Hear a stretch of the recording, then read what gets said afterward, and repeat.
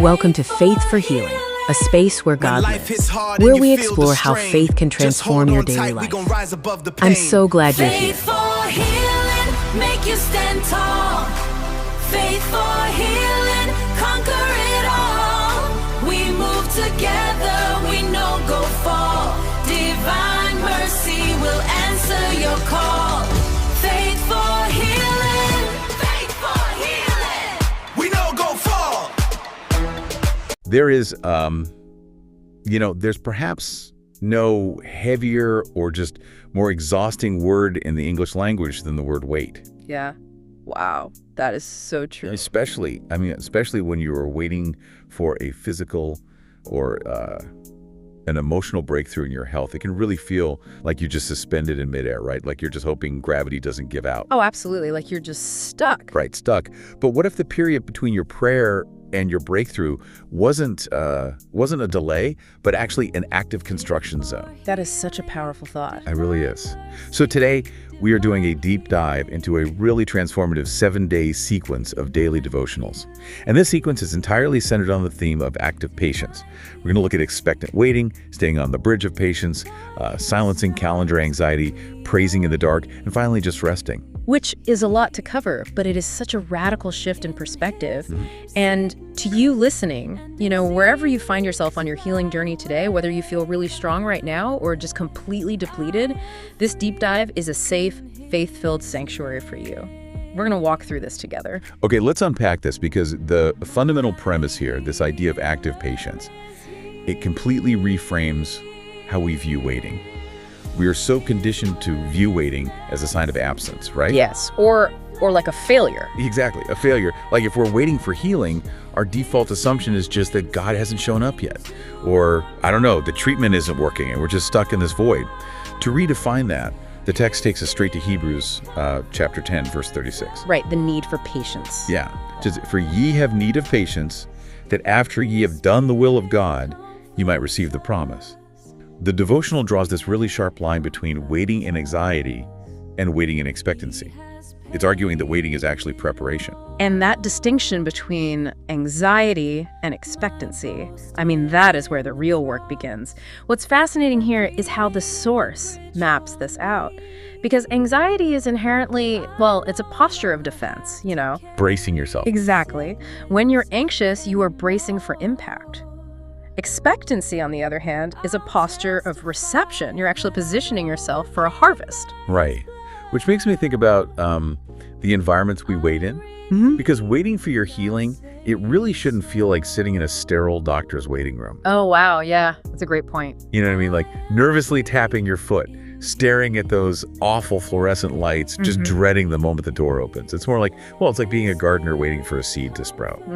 You're kneeling in the dirt. Yeah, you've watered the ground and you know that life is happening just beneath the soil. You can't see the green shoot yet, but you wait with anticipation, not dread, because you actually understand the mechanics of the seed. Yeah, that's just the perfect analogy, because it implies unseen momentum. And the text actually builds on this unseen momentum by introducing the concept of a bridge. Oh, right. The James verse. Yeah, James chapter 1, verse 4, which says, "Let patience have her perfect work, that ye may be perfect and entire, wanting nothing." So the devotional describes patience as the actual bridge between your prayer and the promised healing. Okay, right.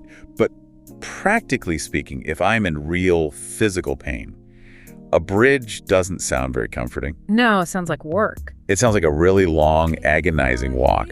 And the text explicitly warns us not to jump off the bridge. But I have to push back a little or play devil's advocate here. Go for it.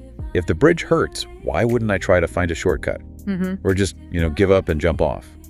What does doing a perfect work actually mean for someone who is actively suffering? That is a vital question, because jumping off the bridge usually means reverting to fear or, trying to force a premature solution out of sheer panic. Like taking things into your own hands. Exactly. But if we look at the spiritual psychology the text is presenting, patience isn't just about enduring the passage of time. It's an active mechanism. How so? Well, while you were walking across that bridge, the act of remaining patient is forging emotional regulation and distress tolerance inside of you. It's building this mental and spiritual maturity that actually equips you to handle the wholeness you're asking for. Wow. So the bridge is literally building you while you walk on it. Precisely. It isn't a delay. It's a construction zone for your character. It's making you mature and whole on the inside before the physical wholeness fully manifests on the outside. Okay, I can grasp that. I can see the bridge as a construction zone, but the immediate, just inescapable hurdle we hit next is our human obsession with the clock. Oh, the timeline. Always. Right, because once you accept that waiting is active preparation, you immediately want to know, well, how long do I have to wait? Yes, that is the great battle of the waiting season. Time versus truth. Exactly.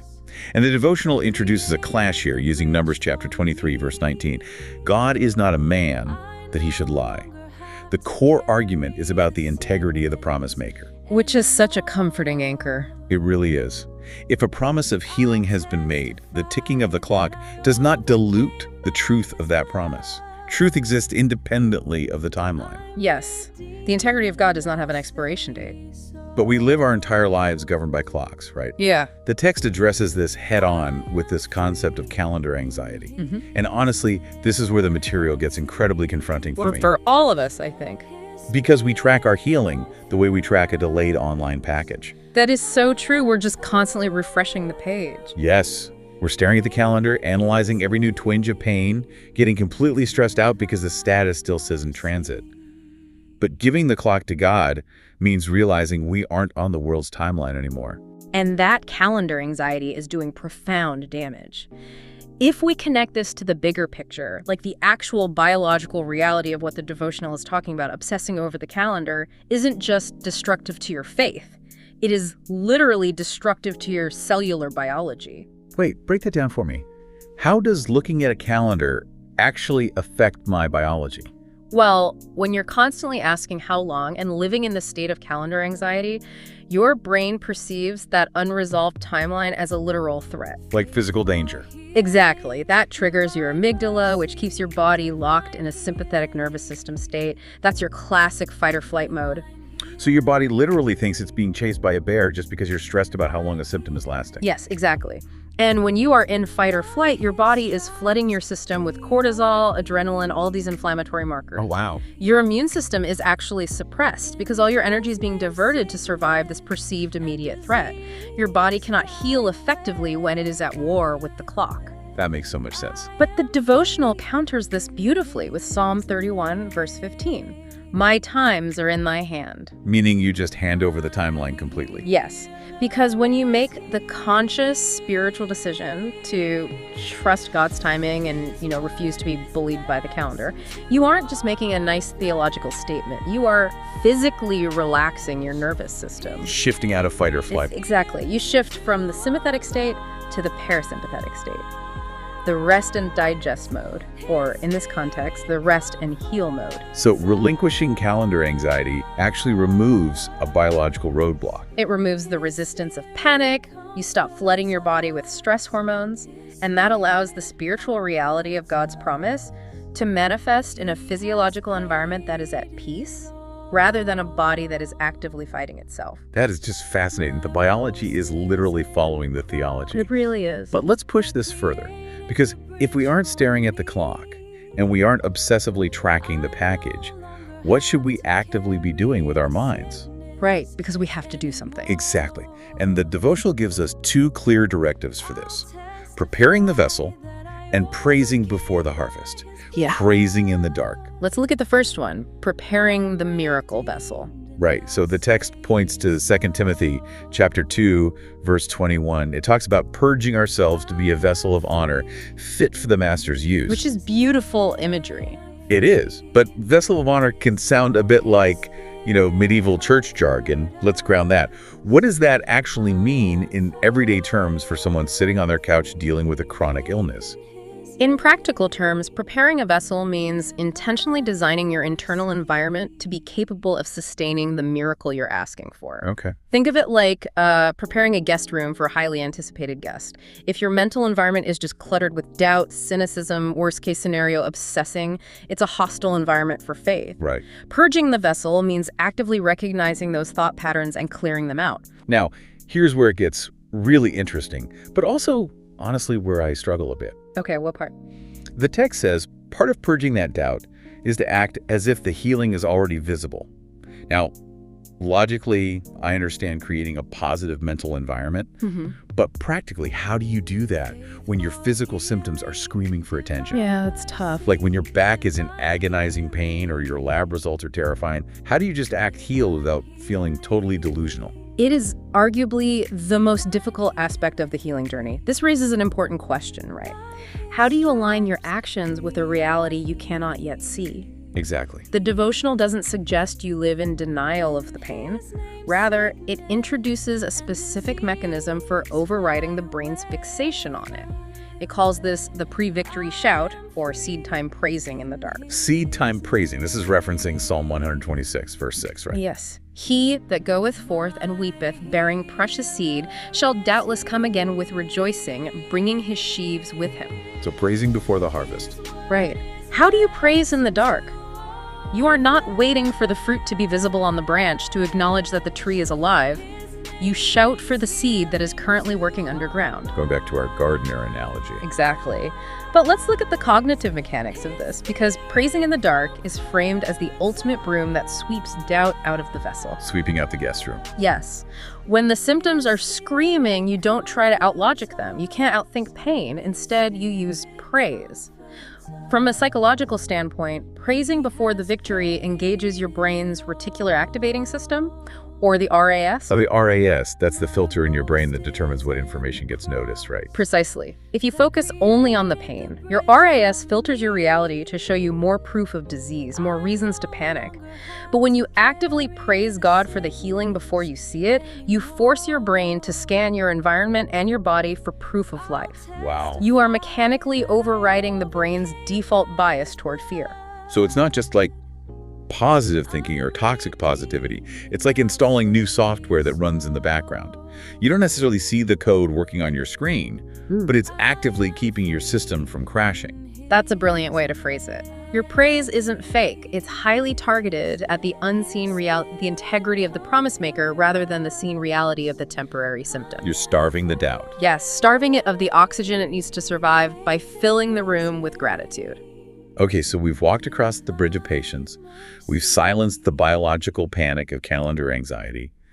And we're using praise as software to rewrite our brain's focus. That brings us to the culmination of this 7-day journey. The text argues that after all this active work, the highest form of faith is actually total rest. The Sabbath rest. The imagery used here is just so potent. The devotional points to Psalm 121, verse 3. He that keepeth thee will not slumber. Such a beautiful promise. It really is. The argument is that you can sleep in absolute peace because the promise maker is awake. You don't have to stay awake managing the logistics of your miracle.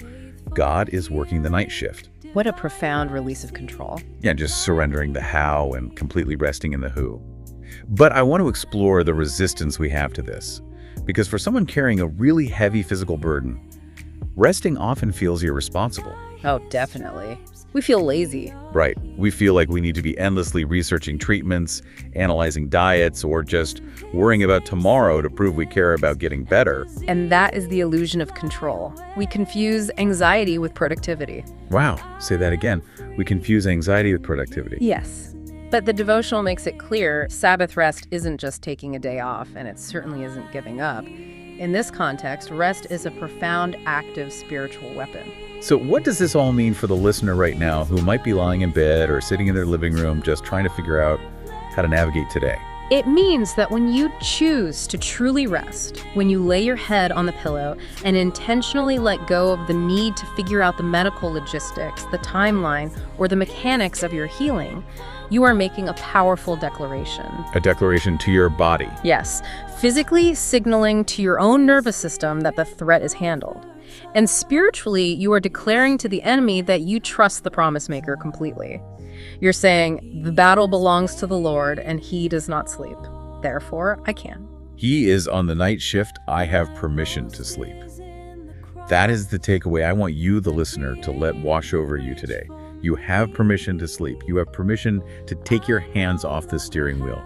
The healing is being architected in the dark, and your only job tonight is to rest in the integrity of the one building it. Before we wrap up our analysis of this material, there's a final thought I want you to mull over as you navigate the week ahead. Consider everything we've discussed about the bridge of patience. What if the bridge you are on right now isn't just a transit zone? What if it's not just some tedious highway you have to suffer through to get to your healing? What else would it be? What if this bridge is the exact place where your spiritual immunity is being permanently forged?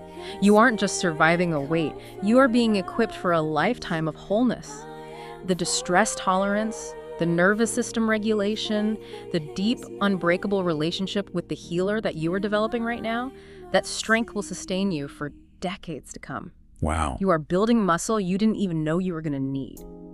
That fundamentally shifts the entire narrative.